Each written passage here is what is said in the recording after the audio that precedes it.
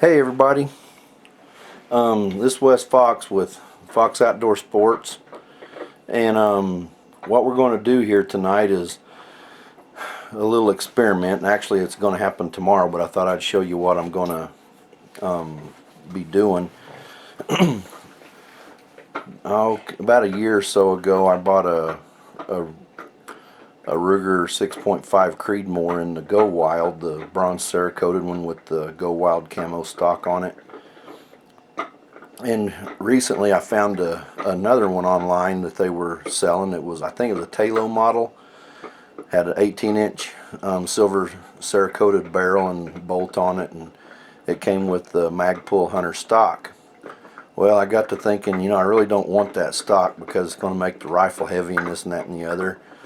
And what I intended to do was swap the stocks out and put the Magpul on the bronze Cerakoted Creedmoor and just sell it. Turned out my son wanted it, so basically he got it. And I've always wondered, was there really a accuracy difference between what people call the flimsy plastic stocks that come on the Predator series, and actually putting it in a Magpul, which has a aluminum chassis that's surrounded by polymer, even though it's kind of heavy. And I think there might be something to it. So tomorrow what I'm going to do is shoot 5 rounds of the 3 different loads that I use for different purposes with my rifle in the Magpul, and then swap the stock out, put it back in the Go Wild stock, and shoot 5 rounds of the same exact ammunition and compare the group sizes and see if there's any, at least for me, any real logic behind making the purchase of a Magpul stock for my other rifle. If it turns out I'm probably going to buy a Magpul for it in the FDE. But I'll show you the 2 rifles that I'm talking about using. It's these 2 rifles right here. The one in the back is the one with the Magpul, and the bottom one is the silver Cerakoted one with the 18-inch barrel that I've been using because I like rifles with short barrels on them. So we're going to do they're set up exactly the same. The only difference is this one has medium worn rings and this one has medium vortex rings on it. Outside of that, they're exactly the same rifle. Crossfire 2 Vortex 6 to 18 by 44 with the adjustable objective on them. I like the sunscreens. I think when we're hunting coyotes, I think it might keep some flash down sometimes. But I mean, who knows? It's probably just me. But anyway, that's what we're going to do. I'm going to actually swap these stocks out tonight, and I'll kind of show you how to do that. The Magpul is real easy. These are not so easy because you have to take the magazine latch off of it. And, kudos to Ruger for finally doing something besides those rotary stock or magazines. But it's still not the easiest thing to take that apart. It's not hard, but it's kind of a pain in the neck if it's more than anything. But anyway, we'll go ahead and get started. I'm going to take this one apart first, and I'll show you how to do that. Okay, just to show you, magazine is out of the rifle. The bolt is open. I'm just going to go ahead and take the bolt out so nobody has to worry. So everything is empty. You can see down in the chamber, this thing couldn't go off if it had to right now. But in order to take you can do this without this tool, but it's easier with it. You want to make sure that that little thing that slides is slid all the way over, or your pin won't come out. The nice thing about all of this is it only fits one way. So by definition, it's actually fairly hard to mess it up. It goes on there just like that. And then I use a 3/32 punch, and you have to Then the reason that you want to slide that back is the pin that holds it has to come out of that little hole right there. And it's not hard to drive it out. Doesn't take much at all.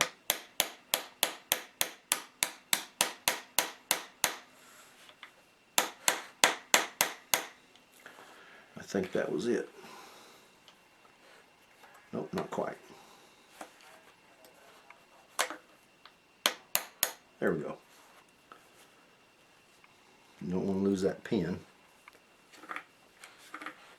And then the trigger just comes right out like that, and there's a spring in there. And the nice thing about it too, it's actually kind of difficult to mess this up because it only fits one way. It has to go in that little slot right there for whenever we get ready to put it back in. I'm not going to run this test with the bronze Cerakote rifle because I'm actually not that interested. I know how that rifle shoots, and it shoots amazing.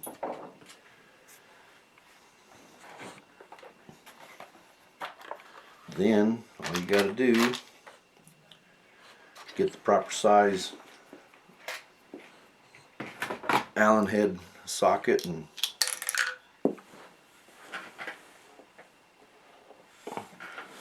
I don't know if you can see him, but my dog's down there, Milo. He's a Boston Terrier. And I believe I got the wrong size. Got the wrong one. Hang on a minute.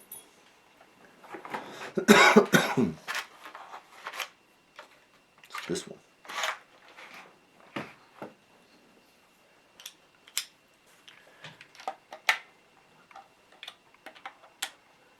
Yep, that's it. You just loosen the action screws.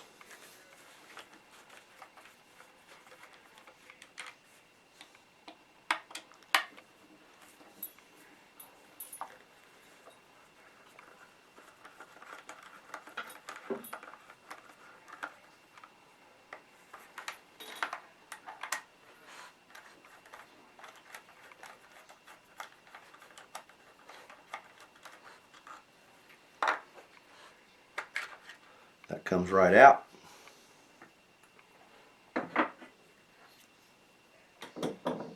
And stock comes right off. Really pretty simple.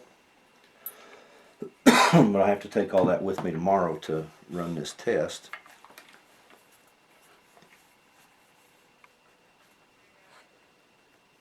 As it turns out, the Magpul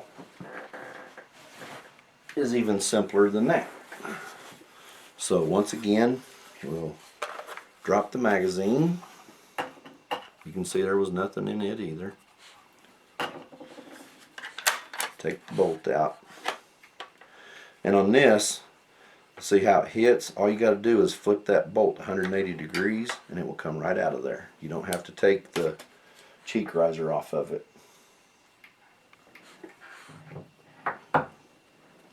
So this rifle is now empty too. You can see there's nothing in it. There's no way that this rifle could be used to hurt anything or anyone right now. So this one's a little bit different. I think it also has a little bit bigger, nope, same size. This piece right here is the magazine well, and 2 Allen screws, and it comes right out. This doesn't have to be very tight. I think the torque spec on it, something like 20 inch-pounds.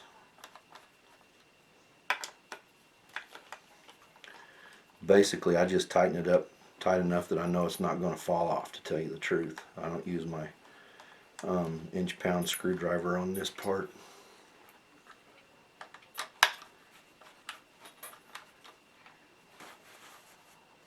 And then you pinch it in the middle.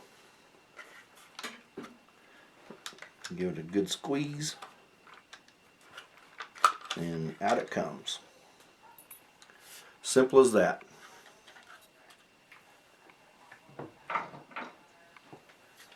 Then the action screws are here and here.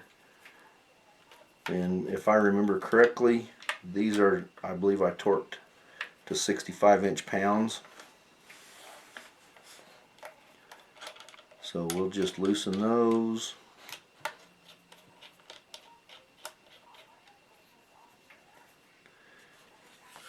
And out she comes. Oops, that was one of the V-blocks fell out of it. That's another reason that I do kind of like the Magpul, is because unlike with the Boyds and whatnot, you don't have to bed the V-blocks. You know, it might not be such a bad idea to put something in there to hold them a little tighter or whatever, but I mean, they seem to fit pretty good. And this is it's cast aluminum chassis right down through here. So yeah, everything is metal on metal. It's completely free floated. When I get ready to put that other one back together, I'll show you something on it. And because I did have to hollow out the forearm a little bit to get this barrel action to fit, because it is a heavier barrel than the bronze cerakoted one is. So you just set her right back down in there.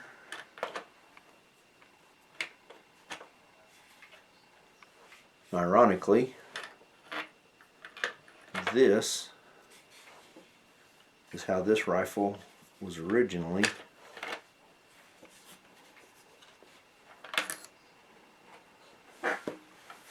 made.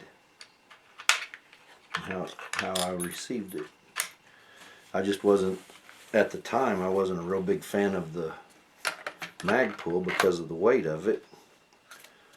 But I'm starting to think I might have been a little premature on my judgment. Alright. It's not wanting to... Oh, I think I see what it is. Okay, I'm going to have to...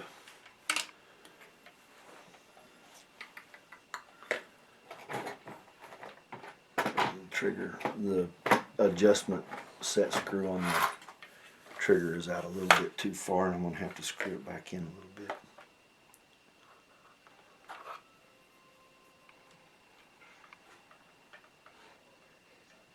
I don't want to put it in any farther than I have to, because for some reason this trigger is not as good as the one in the other rifle, and that will be getting changed out. I think I'm going to put a jarred in it.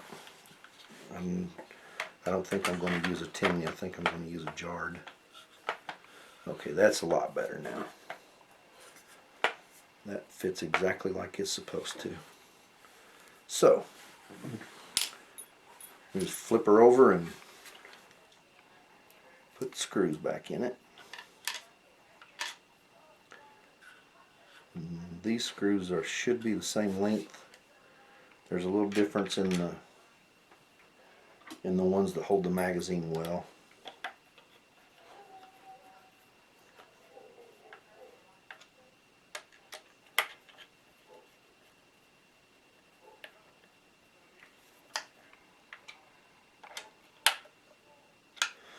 Okay, at this point we will use my inch-pound screwdriver to finish this little task.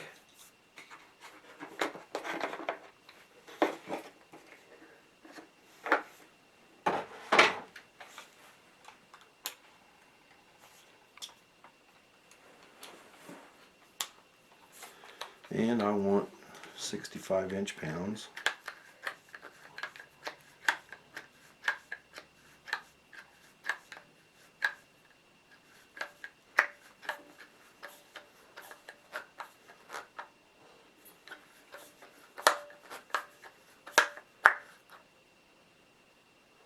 There's 60.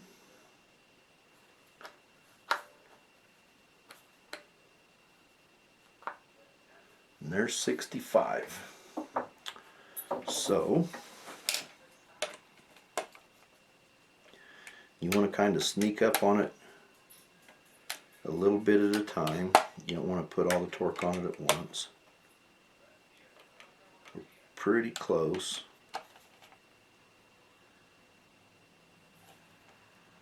Right there she broke.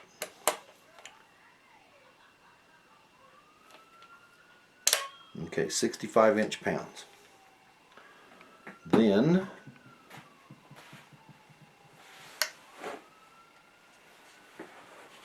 put the magazine well back in.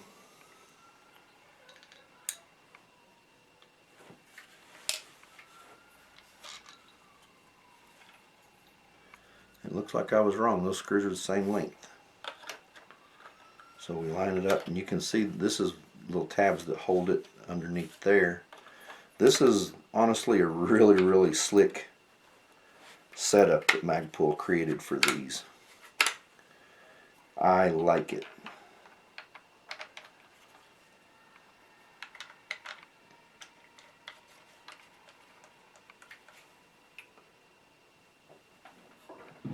Like I said, I'm not really going to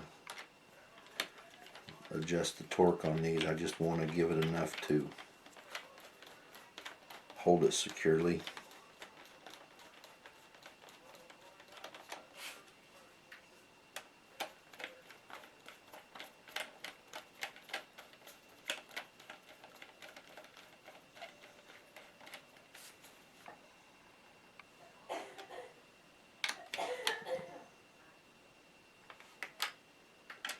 A little bit more. There we go. Okay. This rifle is now back in the configuration that it was in when I received it. And honestly, it is a heavy rifle, but it doesn't really feel that heavy. But I suppose if you were walking 10 miles with it, it probably would be.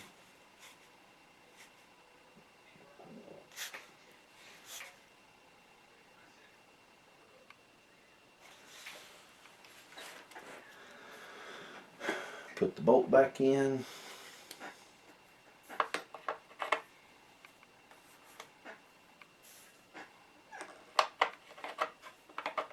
Whoops.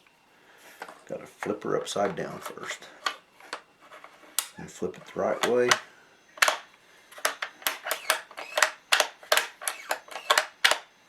And it's closed. I'll use this magazine here. And this one's ready to go.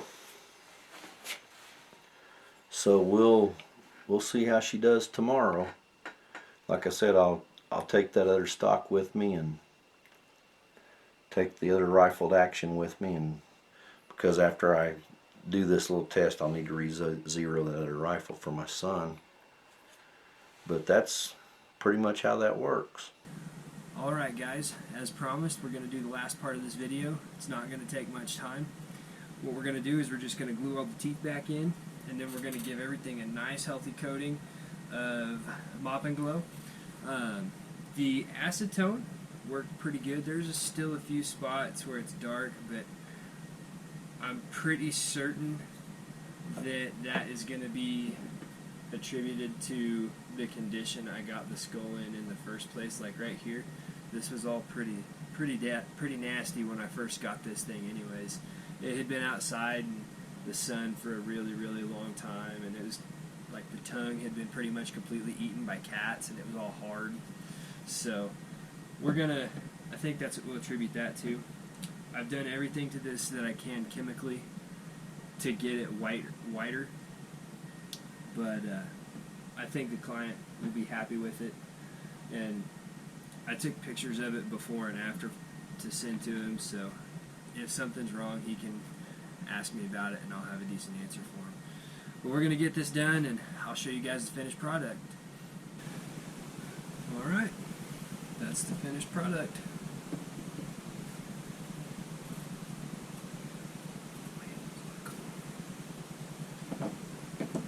I don't think I'm going to put this one to glue this one together, just in case you don't want the bottom jaw or something like that. That's the finished product. It's got a few oil spots on it, but for the most part it looks really good.